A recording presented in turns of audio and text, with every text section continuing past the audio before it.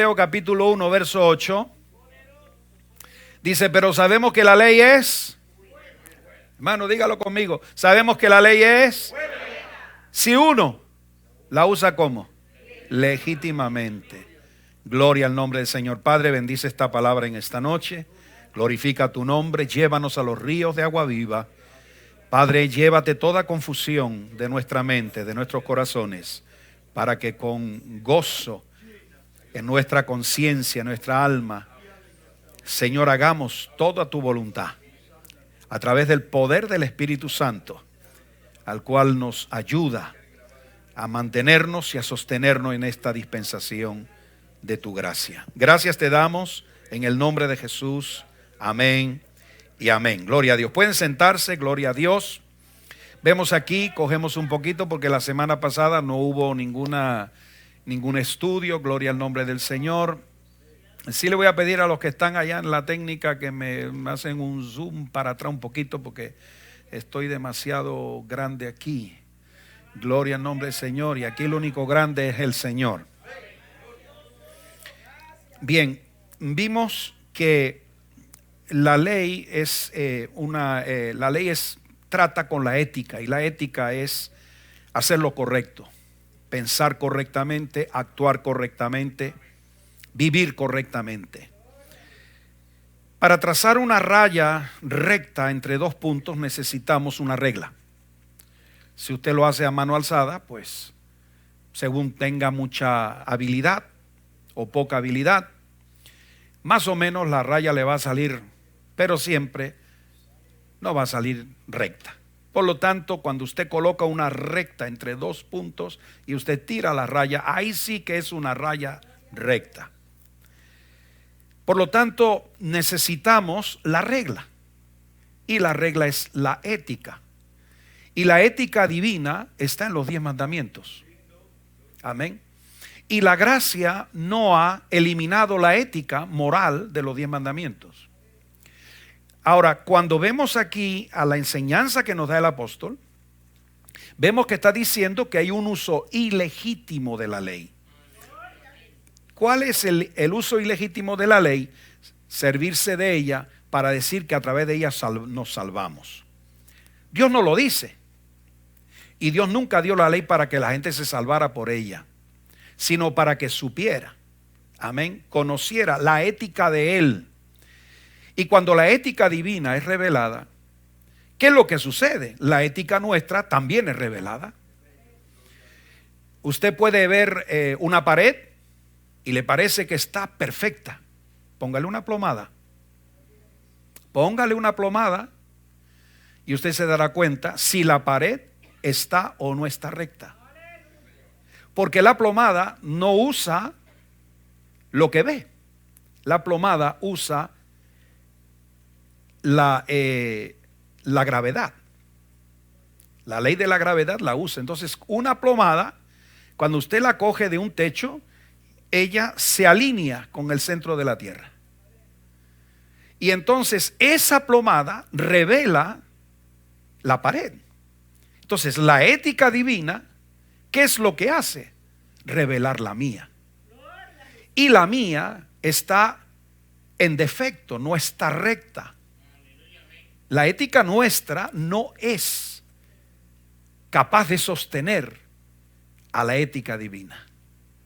Ahora, ¿qué hace Dios? Cuando nos revela su ética, en el Antiguo Testamento, vemos que inmediatamente va a revelar otra ética espiritual. Y esa ética espiritual es el sacrificio.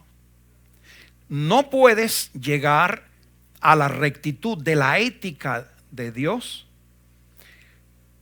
Lo único que yo estoy haciendo es mostrarte que por bueno que tú seas, tú no puedes jamás igualarte a mí.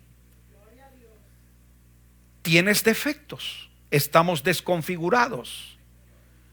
Por lo tanto, la ética divina revela nuestra ética bajo la rectitud de Él. ¿Y qué hacemos o qué remedio nos da Dios cuando vemos que nuestra ética, se habla mucho de la ética, pero se practica poco? ¿qué es lo que Él nos ofrece cuando nosotros vemos esa rectitud? Entonces nos dice, bueno, esto es lo que yo soy. Esto es lo que tú eres. Y entonces, ¿qué voy a hacer con lo que tú eres? Te voy a poner a tu disposición un sacrificio perfecto. Te voy a poner a tu alcance una sangre preciosa. Te voy a poner a tu alcance alguien que es tan recto como yo, que siendo hombre nunca se desvió, nunca pecó. Amén, gloria al nombre del Señor. Entonces, esa regla de la ética divina es la que yo creo que si usted está edificando algo, mire, cuando usted está levantando algo que no tiene mucha importancia, pero hermano, cuando una pared solo va a tener un techo en lo alto, pues salga más o menos recta. Amén, no hay mucha verdad, pero después cuando vengan la lluvia y eso, usted va a ver como por ahí se va a filtrar agua y todas las imperfecciones le van a traer después malestar. Pero si usted va añadiéndole pisos, por un poquito que tenga usted aquí, cuando llega al segundo o tercer piso ya es una magnitud mayor. Entonces Dios tiene que darnos la regla. Y cuando nos da la regla, todos vemos que por las obras de la ley nadie se puede salvar. Que no es el propósito de Dios salvarnos por las obras de la ley, porque las obras de la ley no contienen salvación, solo reflejan la ética divina y, vamos a decirle, la falta de ética humana. Uno de los profetas dice, el más recto de entre vosotros es como un zarzal. Yo no sé si usted ha visto una zarza o un zarzal. Amén, gloria a Dios, pero cuando usted se mete adentro y le mete los pinchos y que eso está todo liado, hermano, usted va a saber el daño que se produce. Entonces, 3 cosas que no se puede hacer con la ley. Servirse de ella como medio de salvación. Eso es un uso ilegítimo, que Dios no lo hace. Segundo, utilización como medio de salvación tampoco es correcto. Es ilegítimo utilizarla. Tratarla, amén, porque esas son las 3 definiciones de ilegítimo. Servirse de, utilizar o tratarla como medio de salvación. Si usted trata la ley como medio de salvación, ¿para qué viene Cristo? ¿Para nada? Si uno solo en la tierra se puede justificar por las obras de la ley, Dios no hubiera sacrificado a su Hijo. Porque si uno lo puede hacer, otro lo puede hacer. Mano Roger, cuando estuvimos limpiando ahí los aires, me dijo, pastor, me acuerdo de aquella vez que usted dijo, lo que hace un hombre lo puede hacer otro.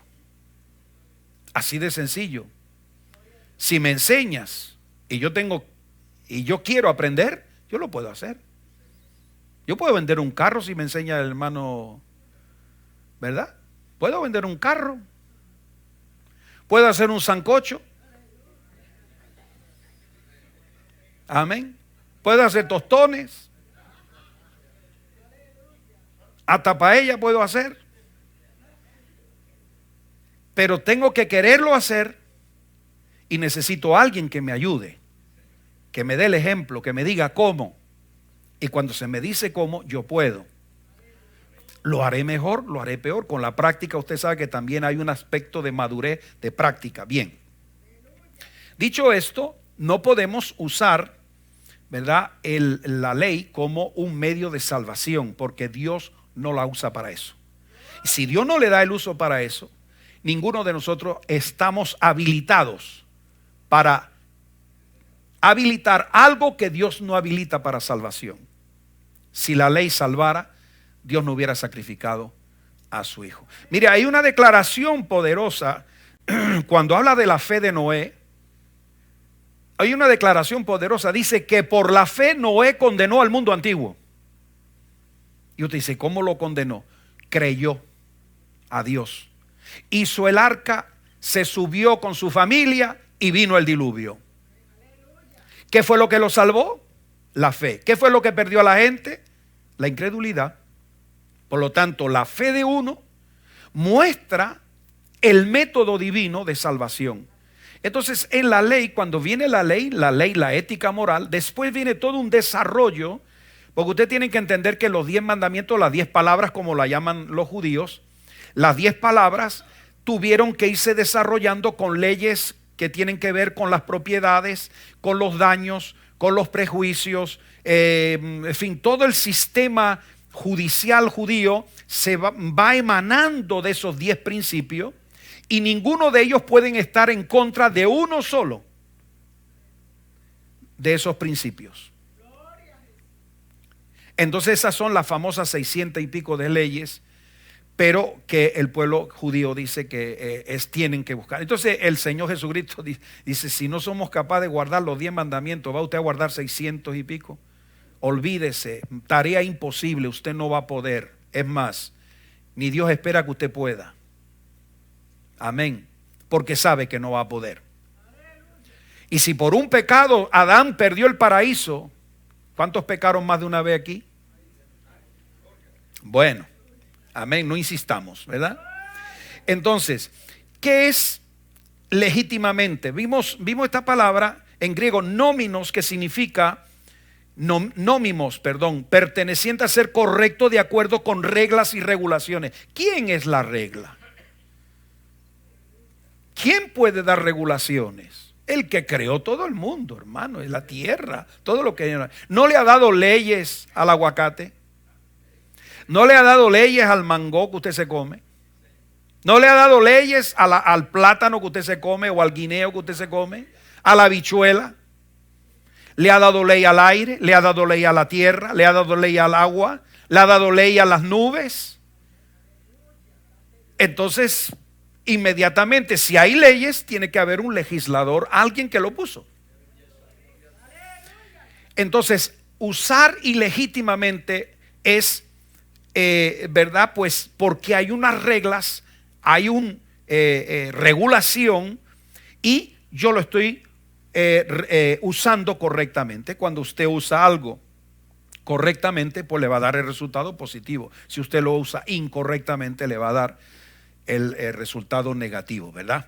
Y entonces tenemos aquí, ¿verdad? Gloria a Dios, lo dice aquí bien claramente: kalos nomos eantis auto nomimos eretai. La ley es buena si se usa correctamente. Ahí está el punto.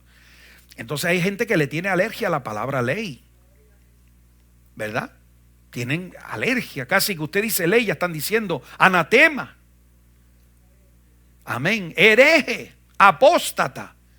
Si no entendemos lo que ya hemos visto, lo que era la opinión de Cristo, la opinión de los apóstoles en cuanto a la ley, y le hemos dado versículos y versículos apoyando de que Pablo dice que la ley es buena, que la ley es espiritual, pero que yo soy carnal, que la ley es justa, todo eso lo dice. Entonces, ¿dónde está el problema con la ley? No está en ninguna parte. Cuando tú la entiendes, cuando tú la ubicas donde tiene que estar. ¿Y dónde es que lo que tiene que estar? Es esa regla entre dos puntos. Para trazar una línea recta se necesita una regla. Amén. Entonces, dentro de todo esto, gloria al Señor, vemos pues la traducción que Valera, el traductor de la Biblia en español, legítimamente dice que ha sido hecho o establecido de acuerdo con la ley o el derecho. Amén. En nuestro idioma, legítimamente, porque nuestro idioma procede del latín, ¿verdad? El latín utor, servirse de, utilizar, tratar ilegítimamente, servirse de para otra cosa. Amén. Eso es lo que dice ilegítimamente. Servirse de la ley de forma incorrecta, utilizarla, tratarla ilegalmente. Por lo tanto, cuando usted tiene una ley y la usa ilegítimamente, o la usa, amén, se sirve de ella para decir otra cosa, usted es culpable, porque usted no está usando la ley como Dios manda. Gloria al Señor. Entonces vemos aquí que en el principio, ¿verdad? Algunos allá a veces gente que escribe, ¿no? Dice, ¿de qué secta es usted? Bueno, aquí está de qué secta somos nosotros. Hechos 24:14. Por esto te confieso, es el apóstol Pablo, que dice que según el camino que ellos llaman herejía, amén, porque secta, se dice la secta de los fariseos. O sea que es un grupo de personas que se identifica con algo. Amén. Entonces mire bien, conforme al camino ¿Quién dijo yo soy el camino, la verdad y la vida? Por lo tanto lo llamaron los del camino. A los primeros cristianos lo llamaron los del camino. Entonces ellos llaman herejía, así sirvo ¿a quién? Al Dios de mis padres. ¿De quién está hablando el apóstol Pablo? Porque hay veces que parece que el Dios del Antiguo Testamento no es el del Nuevo. Es el mismo. Cuando él se refiere, así sirvo al Dios de mis padres, ¿qué está diciendo? Yo en nada estoy faltando a la revelación del pueblo de Israel, porque no se olvide que Pablo es judío, le guste a los judíos o no le guste. Pablo no es gentil, Pablo no es un griego, Pablo es un judío que conocía el mundo griego, el mundo latín o vamos a decir romano, conocía todas las cosas, era un hombre cultivado, pero fue judío de la cabeza a los pies. ¿De la tribu de? No, de Benjamín, de la tribu de Benjamín. Hebreo de hebreos. Alabado sea Dios. Entonces dice, sirvo al Dios de mis padres, creyendo todas las cosas que en la ley, legítimamente, está usando legítimamente, porque la ley revela y los profetas revelan la salvación en Cristo. Así de sencillo, así de claro. Por lo tanto, así es como hay que usar correctamente la ley. Mire ahora, cuando ellos lo oyeron, glorificaron a Dios y le dijeron, ya ves hermanos, cuántos millares de judíos hay que han creído. ¿En quién? ¿En la ley o en Cristo? ¿Seguían pensando que la ley es la ética divina? ¿Sí o no? Sí, es la ética divina, pero en la ley no hay salvación, la tenemos en Cristo. Entonces, ¿cómo sucede en Cristo? Amén, es a través de he creído. Y dice, y todos son celosos por la ley, pero ¿cómo? Legítimamente ahora, porque antes pensaban que la ley salvaba, pero cuando se convirtieron a Cristo, seguían siendo celosos por la ley, por la declaración, por la ética, porque usted no puede ser cristiano sin ética. Usted no puede ser un cristiano que usted no ama a Dios supremamente, como lo dice la palabra de Dios. No tendrá dioses ajenos delante de mí. ¿Es correcto o no es correcto? Usted no puede tener ética cristiana si usted no está cumpliendo con esa declaración, esa ética, ese mandamiento. ¿Usted es cristiano y usted puede matar? No, no puede matar. El Señor lo llevó más arriba. Tienes que amar a tu enemigo. Gloria al Señor. Entonces vemos aquí que no hay conflicto. Cuidado con eso. Lo único es que nosotros tenemos que entender que dentro del propósito de Dios, el pueblo de Israel, los judíos, se convierten a Cristo y no tenemos que gentilizarlos. Amén, ponerle a comer cerdo porque ya tú eres salvo. Bueno, si él lo quiere comer, que se lo coma. Pero nosotros no podemos. Así como el judío no me puede judaizar a mí, mandarme a circuncidar, mandarme a guardarle la fiesta, las nuevas lunas y todas esas cosas. Él no puede obligarme a mí a eso. Porque entonces yo estaría diciendo que que Cristo no es suficiente para salvarme. Y eso fue lo que incendió el corazón de Pablo en contra de Pedro. Y se lo dijo en la cara delante de todo el mundo. ¿Ve? Entonces ni el judío tiene que judaizar al gentil, ni el gentil tiene que gentilizar al judío. Ahora, el problema es si la persona sigue todavía creyendo que la ley salva y que la circuncisión salva, entonces ya hay que añadirle al sacrificio de Cristo la circuncisión y todas esas cosas. Entonces Pablo combatió completamente, porque eso era quitarle el poder a Cristo. Amén, gloria al Señor. La ley era superior entonces a Cristo. El pacto de Moisés, la enseñanza de Moisés era superior a Cristo. En ninguna manera. Cristo es el todo en todos. En ningún otro hay salvación. En ningún otro hay vida eterna. Olvídese de eso, hermano. Gloria al nombre del Señor. Entonces, vemos aquí otro punto, hermano, que es importante que lo entendamos. Hechos 28, 23. Y habiéndose señalado un día, vinieron a él muchos a la posada, a los cuales les declaraba, les testificaba el reino de Dios desde la mañana hasta la tarde. Persuadiéndoles acerca de Jesús, ¿a través de qué? Tanto por la ley de Moisés como por los profetas. Uso legítimo de la ley. ¿Lo ve? Porque Cristo fue revelado en el Antiguo Testamento, en la ley, en los profetas, ha sido revelado que la salvación está en Él. Alabado sea el Señor. Entonces vemos aquí, finalmente vamos a concluir aquí, Romanos 3:20, ya que por las obras de la ley ningún ser humano será justificado delante de Dios. ¿Por qué? Porque Dios nos ha dado el método de justificación. Si Dios le dice, mira, para que yo te declare justo, porque eso es la justificación, que yo te declare justo, inocente, yo no te puedo declarar inocente si no es a través del que fue realmente inocente y llevó tu culpa. Si tú crees en Él, el que es justo, su justicia, yo te la entrego a ti. Te declaro justo. Te declaro libre. Amén. Te declaro. Qué lindo es eso, ¿no? Todo mi pasado. Alabanza al Cordero. Entonces viene otra vez diciendo que porque por medio de la ley es el conocimiento ética de el pecado. ¿Qué es el pecado? La antítesis de la ética. Gloria al nombre del Señor. Entonces, hermano, vamos concluyendo el pensamiento. Dios tiene la potestad de señalar lo que salva. Amén. Dios tiene la potestad, ¿sí o no? De decir, ¿cómo te voy a salvar?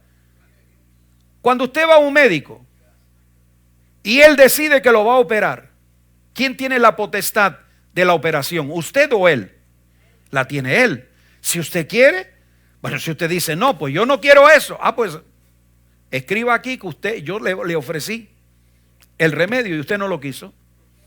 Y si usted mañana se muere, pues se murió porque usted no quiso el remedio. ¿Ve? Entonces, gloria, Dios tiene la potestad de decir qué salva y qué no salva. Amén. Nunca Dios lo estableció como salvación. ¿Por qué? Porque ahí viene Romanos 3:21. Pero ahora, aparte de la ley, ahí está la cosa. Es que los judíos piensan que ya cuando cerró Moisés el Deuteronomio, ya Dios no revela más nada. Por favor, hermano, ¿dónde estamos? El pueblo de Israel, el judaísmo se ha quedado estancado en estos 2000 años. Y ellos lo saben.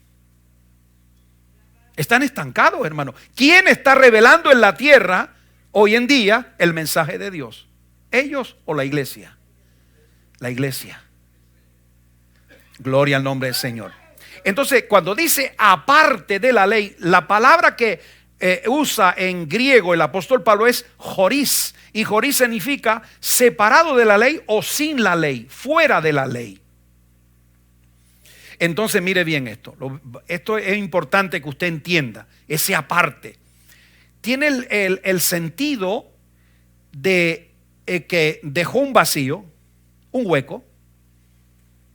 Y ese hueco cuando viene Jesús lo llena. Ese es el aparte del todo. Entonces faltaba el encaje. ¿Y el encaje quién es? El Señor Jesucristo. ¿Cuánto le dan gloria? Amén. Mire Romanos 5:13, pues antes de la ley había pecado en el mundo, ¿sí o no? En el huerto del Edén fue el primer pecado. Y no digamos en el cielo, fue antes que el huerto del Edén. Dice, pero donde no hay ¿qué? No se inculpa de pecado. Para que la ley le caiga a usted en lo alto, tiene que tener un artículo que diga que lo que usted está haciendo es contrario a ella. Pero si no existe esa ley, nadie le puede condenar. Ahora mire, hermano, gloria al Señor. La palabra inculpar en griego elogeo significa registrar, detallar, mantener un registro, cargar en una cuenta. Es decir, que no podía cargar, detallar en una cuenta hasta tanto no llegara ¿qué? La ética divina. Pero cuando llegó la ética ya no hay nadie que se vaya por aquí o por allá, no se la busque por allá porque no va a encontrar salida. Gloria a Dios. Entonces mire bien, mas Israel, ahí está el fracaso de Israel, mas Israel que iba tras una ley de justicia ética, no la alcanzó. ¿Por qué? Porque iban tras ella no por fe, sino por obras de la ley, pues tropezaron en la piedra de tropiezo. ¿Y quién es la piedra de tropiezo? ¿Y por qué es un tropiezo? Porque Él dice que cree en mí. Yo soy el camino, la verdad y la vida. Ese es el tropiezo. Porque ellos piensan que en la ley de Moisés se van a salvar. Y Cristo dice, no, en la ley no, en mí. Yo soy el que salva. Oh, mi alma alaba el nombre del Señor. Mire bien, hermano, gloria a Dios este punto. Amén. Gálatas 2:16, sabiendo que el hombre no es justificado por las obras de la ley, sino por la fe de Jesucristo. Esa es la piedra de tropiezo. Que Dios quiere salvar es por fe, no por esto ni por lo otro. Entonces, si tú dices, no, ya no hay más revelación, aquí Dios se terminó aquí. Hermano, esa es la posición judía. Tenga usted cuidado, abra sus ojos, porque esa es la posición judía. No hay más revelación que la de Moisés. Génesis, Éxodo, Levítico, Números y Deuteronomio. That's it. Ya olvídese, lo que es para allá, ni modo, ni siquiera lo estudian. Amén. Entonces dice, nosotros también hemos creído en Jesucristo. Cuando dice nosotros también, está hablando de los judíos convertidos. Él es un judío convertido a Cristo que creía en la ley, que la ley salvaba. Dice, hemos creído en Jesucristo para ser justificados por la fe de Cristo y no por las obras de la ley. Por cuanto por las obras de la ley nadie será justificado. Ese es el uso legítimo de la ley. Nadie será justificado. Por la ley no te puedes salvar. La ética divina no te puede salvar. Cuando te echa la plomada, tú estás torcido, estás doblado. Necesitas la sangre poderosa del Hijo del Dios viviente. Él es sí que es recto. Él es vertical, Él es perpendicular, hermano. Alabanza al Cordero. Aleluya. Seguimos. Porque vamos a entrar en otro asunto. El diezmo. Oh my goodness. Hay gente que dice, no, eso es de la ley. Mire, hermano, comentarios que yo he recibido. Porque tú sabes, nosotros estábamos tratando un tema y se fueron por otro. El diezmo iglesiero. Eso, disculpe hermano, eso es una falta de respeto a la palabra iglesia. Hablar despectivamente de la iglesia que el Señor compró con su sangre. Diezmo iglesiero. ¿Dónde estamos? Entonces, claro, le tiramos para atrás los versículos que establecen, ¿verdad?, el diezmo, y tiran para atrás y dicen, sí, reconocemos que Jesús diezmó. Oh, sí. Entonces, si la cabeza de la iglesia diezmó, ¿por qué el cuerpo no lo va a hacer? Si Cristo lo hizo, y Pedro nos dice que tenemos que seguir sus pisadas. Amén. Otra cosa que me han dicho, anatema. Bueno, yo cuando voy a la Biblia, el diezmo nunca se presenta como anatema. Anatema es cuando se predica un evangelio, un medio de salvación diferente que es en Cristo Jesús. Los diezmos nos salvan. El que salva es Cristo. Amén. ¿Están conmigo? Entonces, vamos a entrar dentro de esto, hermano. Vamos a establecer cosas porque es que, hermano, hemos oído aquí hasta en la obra ya gente que estaban diciendo, ¿no?, que el diezmo. Bueno, yo como pastor digo, bueno, si el diezmo no se puede exigir, entonces tampoco la misión puede exigir los diezmos de los diezmos, sino que yo le mandé una ofrendita.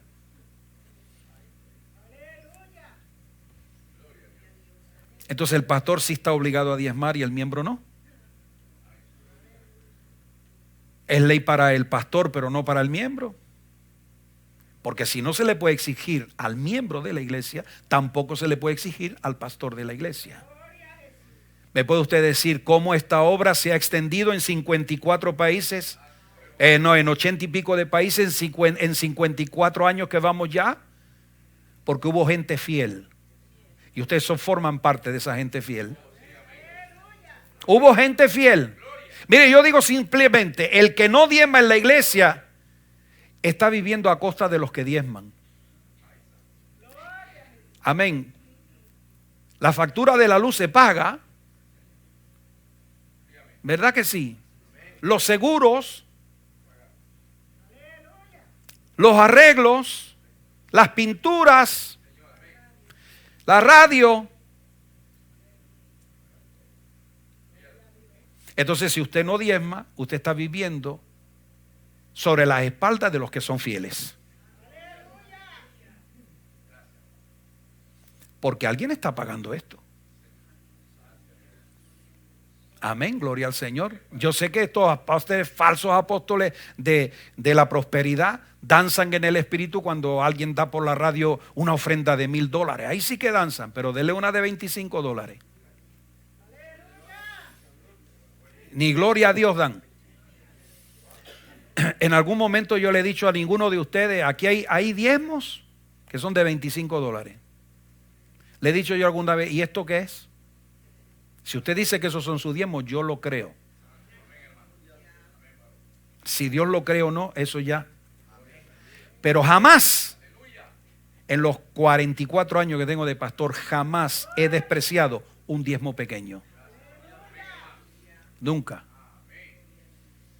Ahora, tenemos que entender, muy importante esto, porque Jesús habla del diezmo. Eso es mentira de que Él no habla del diezmo. Mírelo. Mateo 23:23. Y tú dices, ahí va a ir, ahí va a ir, ahí va a ir. Claro que sí, pues está en boca del Señor Jesucristo. Y ellos lo saben. Dice, ay de vosotros, escribas y fariseos, ¿cómo? Hipócritas. Bueno, que lo diga el Señor está bien, pero usted sea educado, por favor. No digo que el Señor está usando una palabra, ¿verdad? Gloria al Señor, que tenemos que tener mucho cuidado nosotros al usarlas. Dice, porque diezmáis la menta y el eneldo. ¿Usted sabe lo que es la menta? Es esa hierbita que huele perfecto, amén, gloria. Se la pone en el té y sabe sabrosísimo la menta. Y el eneldo es una hierbita también que crece allá. Entonces eran tan estrictos que hasta de lo que no servía para gran cosa diezmaban. Me salieron 3 matas de menta, amén, tengo que darle 3 hojitas. Una vez un pastor a mí en África me dice, pastor, ay, llegó hoy un diezmo y está en la sopa. Ay, gloria a Dios, es tremendo. Y yo cuando sirvió la sopa, yo veo una mazorca de maíz, pienso yo, tiene el mismo color, trozo así, digo, y me dice, ¿quiere? Y yo miro, digo, oye, pero eso no es maíz, parecen escamas. Digo, ¿y qué es eso? Digo, es que el hermano vino esta mañana, se me encontró una serpiente por allá y cácata, y me dio el diezmo. Digo, bueno, pues mira, como tú eres pastor de la iglesia, te cedo el honor, te cedo el que cómetelo tranquilo, que yo no te voy a... Alaba la gloria de Dios. Bueno, hermano, ahí se metió, ¿verdad? Y la escamita. Bueno, yo me comí la sopa. Como dicen algunos, lo que no mata engorda.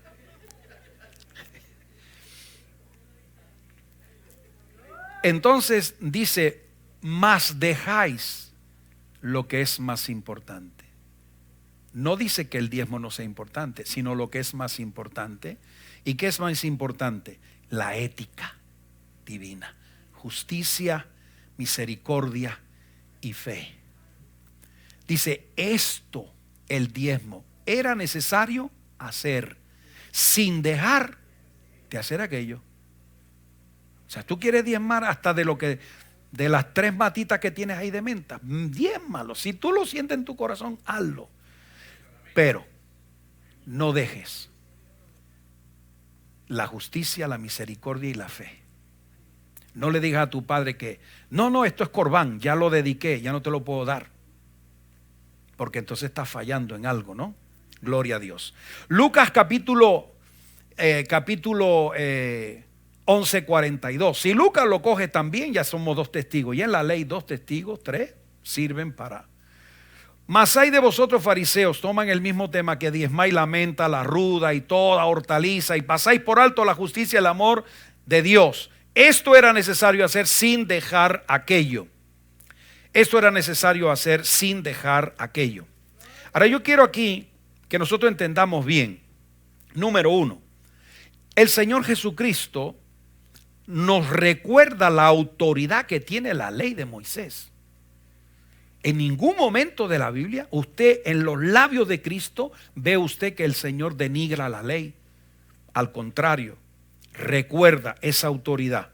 Por lo tanto, nosotros tenemos que tomar en serio la ley de mosaica, ¿verdad? Porque Jesús lo hizo también.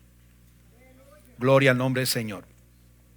Entonces, vamos a entrar en algo, ¿cómo decirle? En el tiempo de Moisés, en los días de Moisés tenían un propósito, y en los días de Jesús tienen otro propósito, que es lo que vamos a ver ahora. Es muy importante que usted entienda esto en esta noche. Hay cosas que pertenecen al Antiguo Testamento y a la ley de Moisés que no tiene aplicación hoy en día para nosotros. Por ejemplo, todas las leyes del suelo, nosotros no podemos, usted no puede ir aquí en Miami, la Florida, a establecer una ley de Moisés de la tierra prometida aquí, porque las leyes de aquí son diferentes. Amén. Bien. Entonces mire bien, hermano. Algunas de las leyes que Dios reveló le reveló a Moisés y Moisés se la dio al pueblo, hay algunas que tienen un propósito hoy en día. Y una de ellas es el diezmo. Tiene su propósito hoy en día. Y se lo voy a demostrar por las Escrituras. Primeramente, ¿qué es lo que continúa de un pacto hacia el otro? ¿Y qué es lo que se deja de continuar? La falta de continuidad, para que usted entienda bien esto.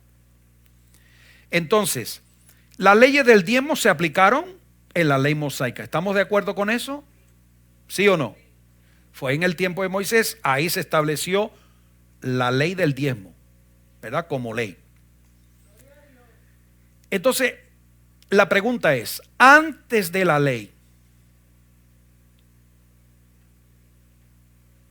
¿se aplicó el diezmo? Sí.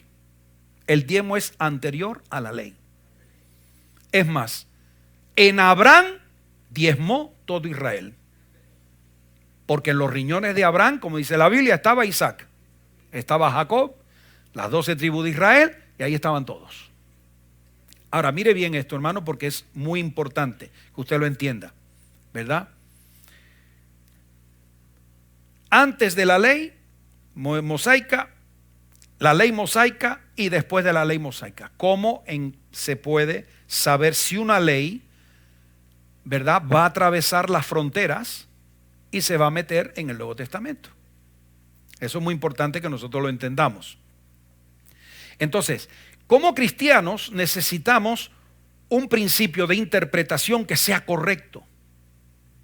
Un principio de interpretación correcto, ¿verdad? Que esté basado en la Santa Escritura, en la Biblia misma, para poder saber las aplicaciones posibles, ¿verdad? Gloria al Señor. Y hay un principio, por ejemplo, cuando Jonás va a Nínive, ¿los ninivitas eran judíos? ¿Qué eran? Los sirios. ¿Se regían por la ley de Moisés? ¿Se regían por la moral de Dios? ¿Y qué hace Dios con Jonás? Jonás es un profeta ¿de dónde? De Israel. ¿A qué lo manda Dios?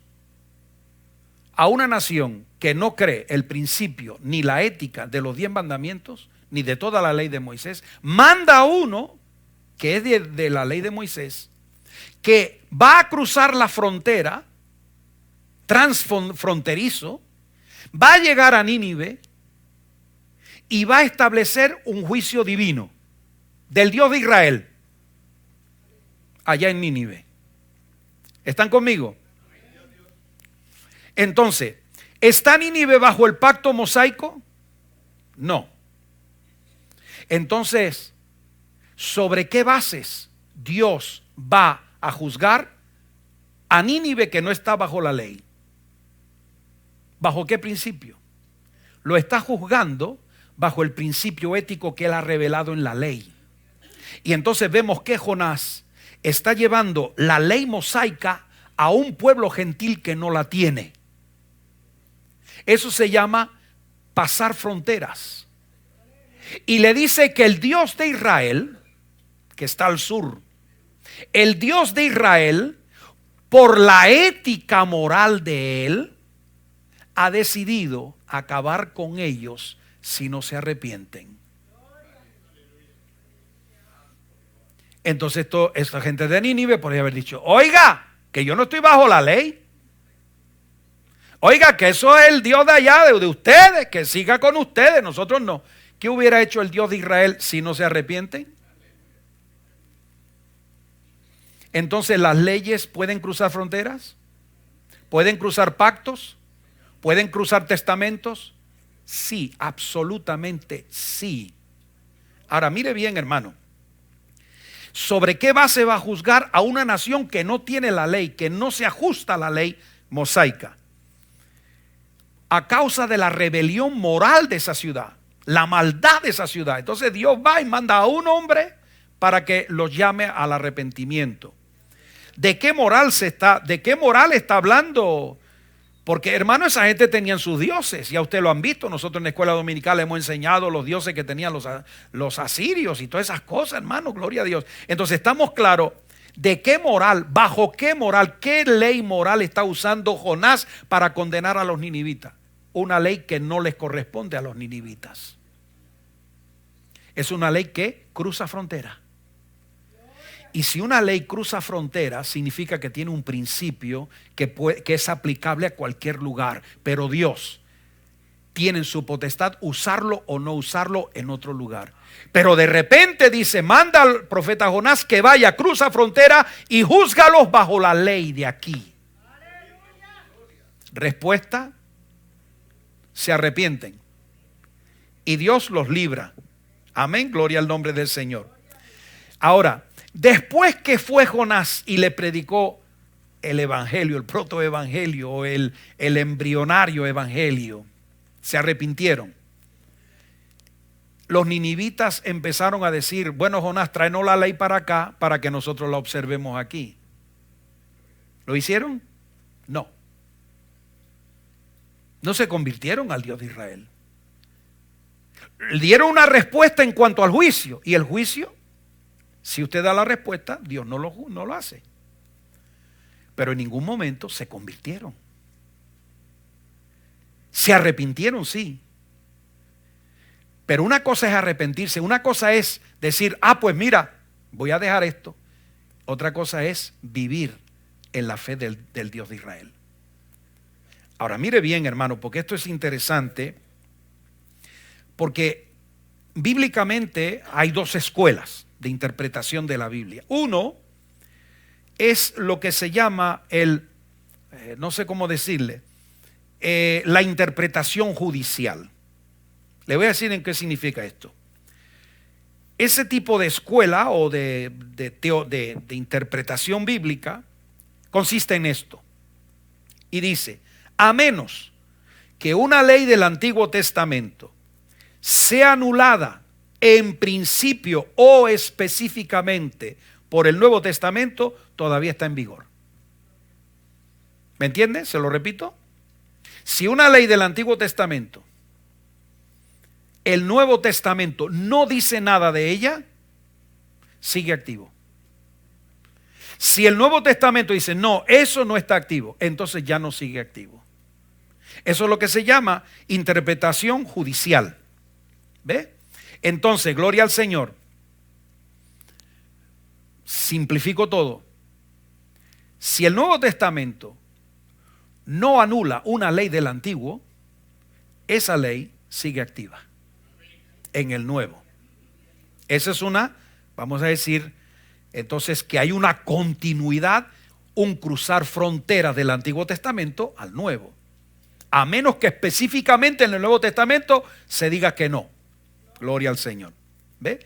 Entonces, ahí es lo que podíamos resumirlo, que usted es inocente hasta que se demuestra su culpabilidad. Usted sabe que hay las dos cosas, ¿no?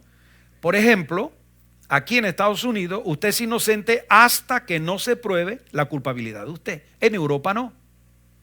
Algunos, bueno, no generalizo toda Europa, pero Inglaterra, por ejemplo, usted es culpable hasta que no demuestra su inocencia. ¿Qué cree usted que es más justo? ¿Que usted es inocente hasta que se demuestre su culpabilidad o que usted es culpable hasta que usted demuestre su inocencia? ¿Cuál cree usted que es más equitativo? ¿Ah? Lógicamente, que soy inocente hasta que no se me muestren las pruebas de mi culpabilidad. Porque yo entro, ¿verdad?, bajo la cúpula de mi inocencia, no de condenado, que ya me están viendo, ay, que hay que matarlo, hay que, ¿verdad? No, vamos a ver si todo lo que dicen de él, están las pruebas suficientes para que uno lo, ¿verdad? Esto es importante que uno lo entienda. Entonces, dicho otra manera, en esta escuela de interpretación, la ley bíblica no requiere, óigalo bien, no requiere de ninguna prueba adicional de autoridad. Es decir, que yo no tengo que ir a buscar un libro fuera de la Biblia para decir, pero el libro tal habla en contra de esto. ¿Cómo dicen los dominicanos? ¿Sabe que los haitianos también dicen pero en creol?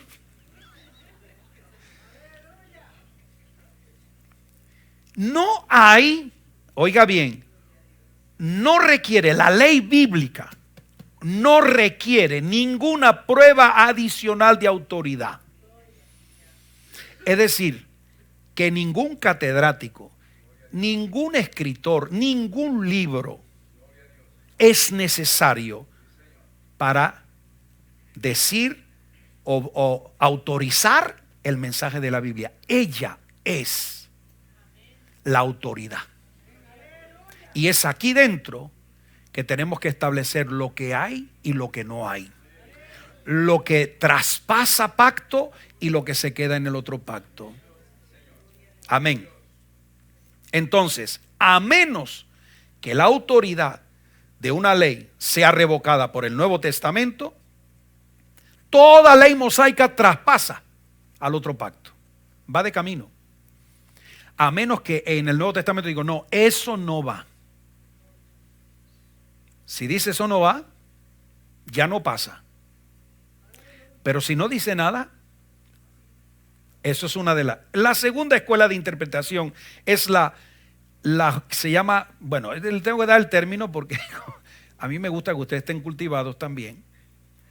Se llama la judicial rival. Y esa judicial rival establece que cualquier ley del antiguo pacto que no se repite en el Nuevo Testamento se anula automáticamente.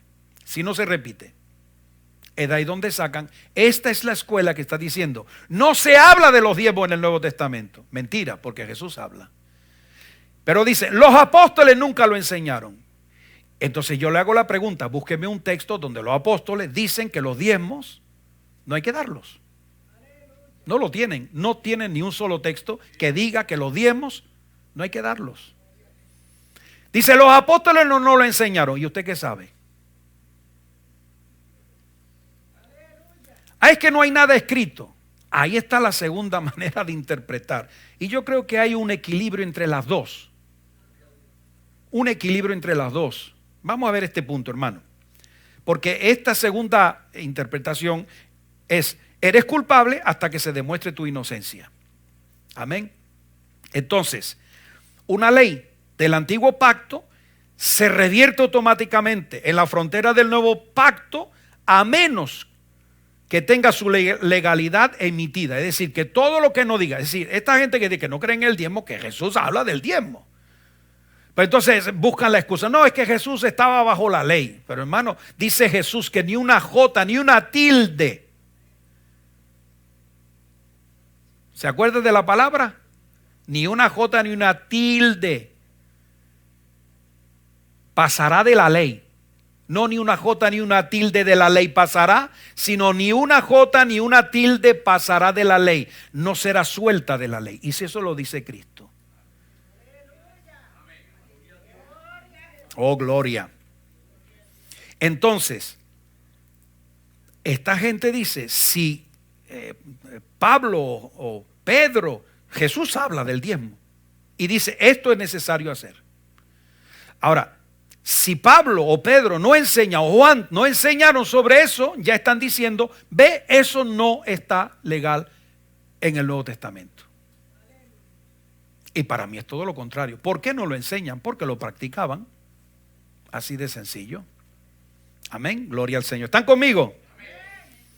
Entonces, en la economía divina, es decir, en las dispensaciones divinas, distinguimos que hay leyes mosaicas de Moisés que son temporales y que se rigen por el uso de la tierra, ¿verdad? Y las leyes del pacto permanente que cruzan los límites geográficos de Israel durante la era mosaica y pasan al Nuevo Testamento. ¿Ve? Así de sencillo, hermano. Hay cosas que traspasan el antiguo pacto y nadie dice, no, esto no va o esto no se va a practicar más. Sí estamos claros en que lo que no se practica en el Nuevo Testamento es la ley del sacrificio. ¿Por qué? Porque Jesús es el sacrificio perfecto del nuevo pacto. No hay que buscarse en el antiguo, nada, hermano. Amén. Es tremendo que usted vaya al antiguo y vea cómo es la Pascua en Israel, la Pascua judía. Pero ¿y la Pascua de Cristo? ¿No es tan histórica como la de Israel? ¿Cuál es de las dos la más importante? Sin lugar a duda, hermano, la de Cristo es la más importante. Alabanza al Cordero. Ahora mire bien, hermano. Vemos la posición de Cristo. Está claro. Dice, es necesario hacer sin dejar aquello. Ya la posición de Cristo está establecida. Se lo dice claramente, sí. Y si Cristo dice sí, venga usted a decirme después a mí que no. Amén, gloria al Señor. Ahora mire bien. Vamos a ver, esto es necesario hacer. Y voy a concluir aquí para seguir. Porque, hermano, vaya estudiando cuándo los diezmos se establecen como ley en Israel y para qué. Váyaselo estudiando, váyase refrescando por ahí, cogiendo, ¿verdad? Déjese de novelitas y todas esas cosas y busquen la Biblia, busquen la palabra. Le va a ser de mucha bendición. Dice, esto era necesario. El Señor dice, es un necesario en griego, dei. Esto es un deber, esto es necesario, tener que hacer algo, esto es inevitable. Y se usa ese dei, se usa ese necesario cuando se refiere a un plan de Dios. No hay, cuando Dios revela algo, no hay forma de no poder o dejarlo de hacer. Cuando dice Jesús, esto es necesario, se refiere a un plan de Dios. ¿Me puede usted decir quién reveló el diezmo? Moisés, los sacerdotes, Aarón, dijeron, oye, ¿de qué vamos a comer nosotros? Fue Dios el que lo dijo. Y viene anterior a la ley. Ahora mire bien esto, porque esto es muy importante. Dice, esto es necesario hacer, odopoeio en griego. Hermano Luis, ¿qué significa odometer? El odómetro. Usted que trabaja con los carros, vende carros. ¿Cuál es el odómetro en inglés? Es el millaje. Pero cuando te dice, mira a ver el contador, ahí donde da las millas, eso es el valor odometer, metro, porque odo significa pie en griego. Podólogo, ¿me lo va entendiendo? Entonces fíjese bien, esto es necesario hacer. Se compone de dos, es un deber, camino. Odopoeio en griego significa camino, senda, forma de vida. Tengo aquí la Biblia. Amén, gloria a Dios, la va a poner aquí para que usted no se confunda. ¿Lo ve? Esto es necesario hacer. Esto es un deber, un camino, una senda, una forma de vida. ¿Se lo van entendiendo? Si no, se lo hago un rewind. Gloria al Señor. Bien, vamos de pie en esta noche. Nos quedamos aquí, pero no hemos terminado. A todos los que están en los medios de comunicación, no hemos terminado. Y yo sé que aquellos que aman la palabra se van a gozar. Amén, se van a gozar. Porque la palabra de Dios es gozo. Alabanza al Cordero. Amén, hermanos. Levante su mano al cielo. Padre, te damos gracias en esta preciosa noche. Señor, por esta panorámica que nos abres en asuntos que llevan a las divisiones, que llevan a enjuiciar a otro, que llevan a condenar a otro, que llevan, Señor de la gloria, a juzgar al siervo ajeno. En esta noche, Dios de la gloria, ayúdanos a mantenernos en el centro de tu palabra y en entender en cómo tú puedes hacer de esos dos pactos una bendición para cada uno de nosotros. Gracias te damos por el nuevo pacto, por la gracia en Cristo Jesús. Gracias te damos por Él, por su muerte en la cruz del Calvario. En el nombre poderoso de Jesús te damos gracias en esta noche por esta palabra. Bendícele nuestros corazones en el nombre poderoso de Cristo. Amén y amén. El pueblo que ama al Señor dice...